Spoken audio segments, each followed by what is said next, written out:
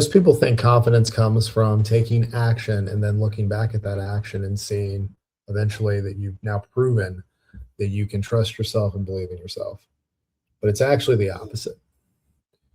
You decide that you can handle anything life throws at you. You trust yourself to navigate life.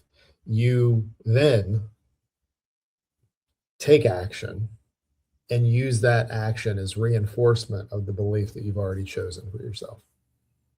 That's true confidence. A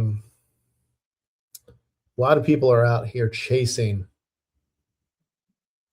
the hope that one day they'll believe in themselves. And they actually take a lot of action. They stack up some results and some outcomes, but they don't feel like they belong. They feel like they're an imposter. They suffer from imposter syndrome. They don't suffer from imposter syndrome. They were given bad advice on what confidence actually, what actually breeds confidence. Because see, if it was logical, then yes, we would look at the actions that we've taken and say, hey, you know what? I'm good. But see, belief in yourself is abstract.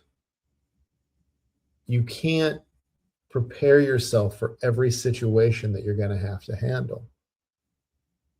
You have to trust yourself to navigate the unknown. You absolutely should do this, because think of all the other times in life up to this point that you've had to navigate uncertainty and the unknown.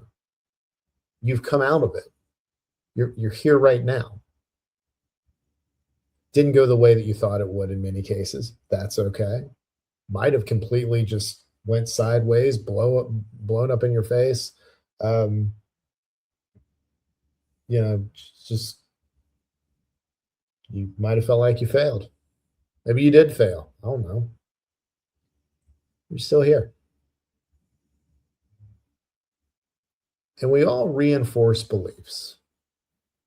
We all reinforce narratives. It seems to be the negative stuff. And then we look for things in our day-to-day life to justify the belief that we already have. Why aren't we doing this in the opposite direction? It works the same way.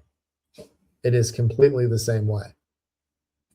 But when you see stuff on social media and you hear people talk about this stuff, it's all about taking action, taking action. Action is the easy part. Once you start taking action, that's easy. You can then build momentum. Now, there's a big mental tug of war that usually goes on before a lot of people take action because they don't believe that they can do it. But if you choose, not that you have things figured out, you don't have things figured out. You're going to make a lot of mistakes. You're going to mess up. You're going to think you know what to do and find out you really didn't. But you trust yourself to navigate through it. That's confidence. And then, yes, that action that you're taking, you use that to reinforce the belief that you've already chosen for yourself. I mean, if you think action is going to be what leads to you finally believing in yourself, that's passive. You're actually punting the responsibility to just hopefully waking up one day and feeling confident. And you may have days and times where you do actually. You've probably experienced that. But if you consistently want to feel confident, we need to change what the focus is. And the focus of confidence should be that regardless of what life is going to throw at me, I'm going to figure out how to navigate it. That doesn't mean you're going to navigate it alone. Most things in life, we're better off not navigating alone. That doesn't mean that you, again, know exactly how you're going to do it. You don't. It doesn't mean that you're going to fake it until you make it. That doesn't mean that you can, I think back to what somebody had said to me on social media about this. Oh, well, can I just be a neurosurgeon just because I choose to trust myself? No, but you can trust yourself that you're going to go to whatever the degreed program is to become a neurosurgeon, and that you're going to be able to do the work, get the advanced degrees, get your license, all the stuff. I don't pretend to be a doctor anywhere, but if I were to figure that I wanted to do that, it's not that I would have all the answers. It's that I would just, trust myself to figure those answers out, find out what I need to know. And that again is another point as to why you don't want to do everything by yourself, because you don't know everything. Curiosity is a big thing too. Just in general.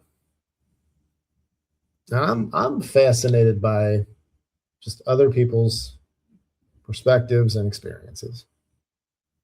And not even just, ooh, what can I learn from this? There's a lot of life lessons in that. But I'm just fascinated on how people approach things, navigate things, and get the point of view that they have. So that's what I have for you. So if you're listening on the podcast, you're still here. Thank you. If you like what you're hearing, please go ahead and subscribe. Once you subscribe, please rate and review wherever it is that you're listening, and then share the episode with somebody that you think would want to listen to it. If you're on YouTube, welcome. Still watching, thank you. And if you like what you're seeing, go ahead and subscribe, and then share the video with somebody that you think might want to watch it too. And then YouTube is going to recommend another video that they think you're going to like as well. So check that out. Don't spend a ton of time watching a bunch of videos, but check that one out. But yes, that is what I have for you. So thank you as always for listening and watching. I'll talk to you again real soon.